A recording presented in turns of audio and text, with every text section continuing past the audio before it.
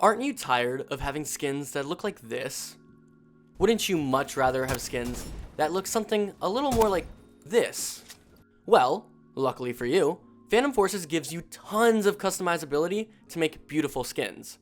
From skins that make the gun shine, to making the entire gun translucent. There is so much customizability to be had within this game. But many people get caught up because of all the options and little explanation. So, in this video, I'm going to teach you how to properly modify skins in Phantom Forces. After learning these neat little tricks, all of your friends will be extremely jealous as you destroy your lobbies in style. I promise. I'll be going over both how to get the skins and how to customize them. I'm also going to go over some skin combinations I found to look really amazing that anyone can use. So make sure to stick around to the end of the video to see that. But without any further ado, let's get right into how exactly we can get these skins. Skins can be gotten a number of ways, but we're going to want to first go to the Weapon Skins tab. So the inventory is where you can find everything that you have, including case keys that you own, cases that you own, and skins that you own. It's unlimited and will keep expanding for however many skins you have, so don't worry too much about that. These skins can be gotten from the cases that you see. So I have a lot of keys and cases that are mismatched because oftentimes you'll get these cases or keys as rewards from playing the game. The most common way to get cases or keys is by doing daily challenges. So today, even my tier 1s, as daily challenges go up to tier 4, my tier 1s have awards of tier 1 cases, tier 1 keys, and then you get a bonus for completing all the tier 1s. Every player gets daily challenges that go all the way up to tier 4. Through this, you can get a lot of cases and keys every day. Furthermore, you can also get cases and keys from logging in or just winning games and being MVP and stuff like that. But if you want a specific case, or let's say you already have a key and you want a case, you can click on the key in your inventory and it'll give you a prompt to buy the case. So you can use your credits to also buy cases. We can see the full expansion of this in the case key shop, where you see all the tiers of the cases and you can buy the cases or the keys just up front in the top. The keys are going to be double the price of the case. Ideally, you want to only buy cases in which you've already gotten the key from somewhere else. The tiers mean something, and this is important because tier 1 cases are obviously going to be the cheapest, so the tier 1s are usually just colors or materials. Everything in them is going to be non-customizable. If you see here, only the very rare gold for the starter case is customizable. And these customizable skins are what we're looking for. We have no interest in just the common or rare, doesn't matter. Customizable is what makes us change the skins and make them unique and fun. As you go up in tiers, you'll see some cases will have more and more customizable skins. So this rainbow case in the tier 3 has all the rare skins as customizable. But then there's flags, and every skin in this case is customizable. The best cases are the ones where every skin is customizable because you're always going to be able to make something look decent. For tier 5s, every tier 5 case has all of the skins customizable, and they also have some of the best because Halftone case has a lot of really good patterns. Fade case is new and has a lot of really good patterns for making unique skins. Pretty much the higher the tier, the better the skins you're going to get. My current favorite right now is Wireframe, which is a brand new case, and they just released a bunch of cool skins in it, and they look amazing depending on how you style it. I got a lot of questions about how I made my C25 in the most recent C25 video look like that. That's because of Wireframe. It's a brand new case, and it's got a lot of cool stuff you can do with like neon and emissivity colors. Another thing to note is that when you buy a case, you can assign a weapon, which means if I bought a Wireframe case for, let's say I buy it for the AK-12. I'll buy it right now, and it says it in the top right where it's green, and if I buy this case, pretty much every single skin in that case is going to be for the AK-12 only. So if you main a gun and you don't have a skin for it, I highly recommend assigning it. It's free when you buy the case, or if you already have a case and you want to assign it, it'll cost like 25 in-game credits, which is not too much, and I think it's well worth spending on. Alright, but that's enough about how to get skins. Now, let's go over the serious, important part, customizability. As you saw us just roll for the AK-12, let's go and use our new digital fruit skin. So before we do anything, it looks like this, which isn't the prettiest, but it's not a bad skin. There's a lot of things we can do here, and we're going to go through them one by one. When applying skins, every gun has 2 different slots, and that's going to dictate which parts of the gun are affected by which skin. You can mix and match skins, something like this. I don't typically mix and match, I usually just play around with one single skin, and we'll have it on both. But let's say you really wanted that to be like black, and you have the certain like different parts outlined. You can totally do that. But for the sake of this video, we're going to stick with both of them on. And you see that each slot has options for edit brick and edit texture. So under edit brick, you can change the brick color, which obviously this is set as lime green. So when we change the brick color, it's going to change the majority of the brick. Some skins are just overlays, so changing the brick color won't actually do anything. But for the more modern skins, they tend to have fixed that. They're pretty integrated. The more recent the skin case is, chances are the more customizability you actually have. With wireframe being brand new, we see that when we change the brick color, we change pretty much everything about it. The brick color is the main color that you're changing. Let's leave it on toothpaste for now, because that's always a good color. It's always safe. Electric blue, toothpaste, and royal purple are some of my favorites. Next up, we have material, and material is going to be the biggest defining feature here. The default is smooth plastic, and it looks nice. It's fine. It's great. It's a little shiny, which is fun, but it's nothing special, because that's what everyone has. And as you can see, we have a lot of options. It's pretty much all the default Roblox brick materials, but you can apply them to your skin now. I'm just going to point out some of the biggest ones as we go through. Neon, always big. If you crank neon up, you can make your skin shine super bright. It always looks good, especially with blacks and stuff, which are very common on guns.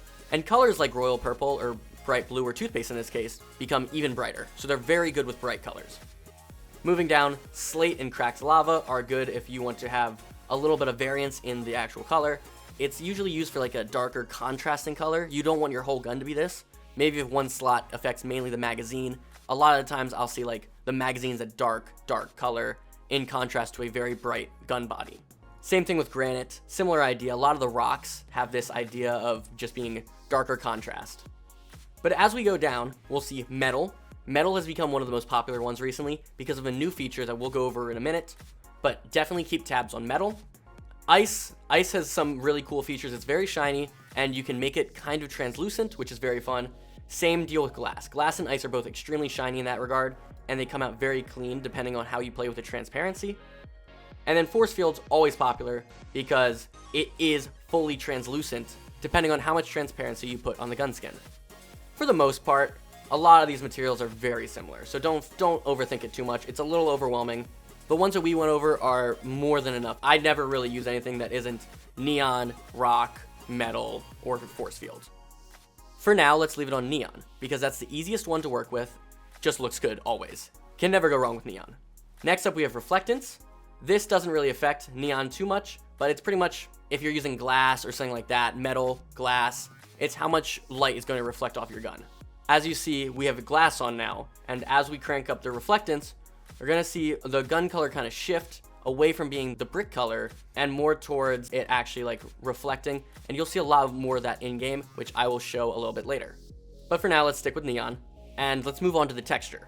The texture is the actual wrap itself. It's what we're seeing. So texture color is going to be the background pretty much for this skin, but a lot of skins have it flipped and inverted depending on what the skin looks like. But here you can see that it doesn't change as much as we'd like it to. Black versus white obviously has a big difference, and we're going to keep it on black just to make the blue really pop out. Transparency is how much of the skin is actually showing compared to the actual brick. So this is what a toothpaste neon brick actually looks like, and that's with the gun skin being 90% transparent. This is the gun wrap fully on top of it, and you don't really see the brick at all other than the outlines of it. If you want just a really bright gun, you can have it, but we can do better than that. Emissivity is a brand new feature. This has the highest potential for making really unique looking skins. I've seen a lot of really cool things you can do with this, especially with metals. So first off, emissivity is pretty much how the gun reacts to heat, signature, and pretty much just thermodynamic presence. As you crank up emissivity, you'll get different reactions from the environment as you turn around, as you look around. Aside from obviously changing the actual color and how much it glows, if you're in the sun and facing different directions, shadows, ray tracing, it'll act completely differently, which we will get to at the tail end of this video. I can show you guys some really cool stuff with emissivity. But let's finish off the actual texture, and let's go to studs per tile U and studs per tile V. So that'll pretty much dictate how much it stretches. Default is 1, you can type in, and you can stretch it out. So let's make it on a bigger scale, so the actual design is bigger. U is horizontal, V is vertical, and then you can do offset, and that'll pretty much offset the design. We'll throw this a little bit over there, and we can get a pretty neat design if we keep it there. So I found something cool at this very specific 7.385 and 2.538. But there's always going to be a different design you can get. It's worth experimenting and trying to figure out what you think looks best. And now we have something. It's not great, it's not super pretty, but we have something. And we can probably just make this a little bit better if we just throw on a black skin, so it really draws out the neon parts. So here in game, we have something. It's not the most beautiful thing in the world, but it works. Now, I'm going to show you guys some gun skins that I've already completed and I think look very, very good.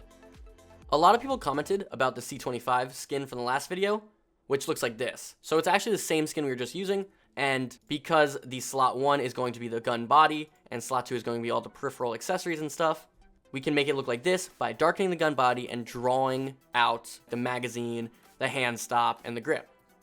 Another thing you can do, which I talked about earlier briefly, is emissivity. And if you put on metal, and let's say we're using this.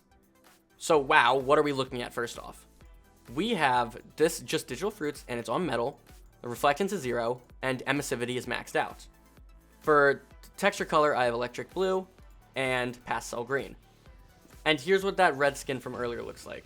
Because of the blue and the red, as you run around, it'll completely shift different colors. But I do think it looks very good on this gun in particular because of the wireframe case. But some more ideas, like from the last video, also the OTS 126. This is super simple. I just took a very common skin, I threw neon on the body, brick color is bright blue, I made it stand out, and I spread out the V very big to make it kind of like stripey, and then I just threw on a granite counterpart to make the attachments black and contrast the main body. Very standard stuff like that. But then of course there's also, if you have a really cool skin, this is a super rare skin from the SEL case called Malicious Intent, and it's pretty much made entirely from the actual skin. I didn't change much of anything. So there's so many different things you can do. You can make it fully metallic and shine bright every different way.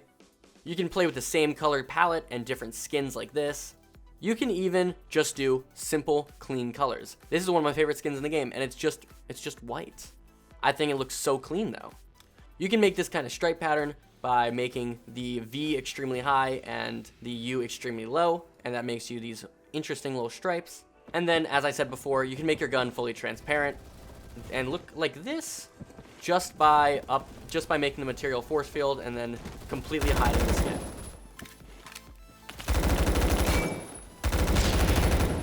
So to do this, obviously, you can use any skin because you're just going to be hiding it anyway. If you don't like a skin too much, like this one I didn't really like, I just made it very transparent for the most part, but you could still see faint traces of it. But the highlight of the gun is definitely still the colors. And for this one, I just made certain parts of it shiny and left other parts completely default.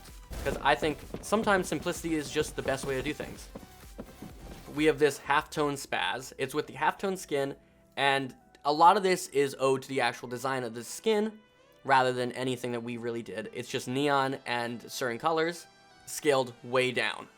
So you can have a clean, slick look like that. Here's another option of playing with materials. I added a rusty metal material here, and I can make it look like this instead.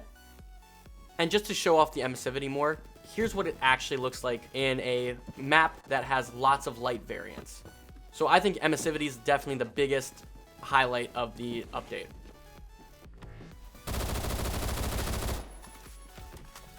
But yeah, that's all I have for you guys today. If you enjoyed the video, make sure to drop a like and sub, and I hope you learned something new from this. I'm not telling you to go spend all your money on weapon skins and cases, but it's a pretty good way of spending those credits. I mean, you're gonna unlock all the guns if you play regardless, you know what I'm saying? Make sure to leave a comment if you want to see anything specific coming up soon. But aside from that, I hope you guys have a great rest of your day.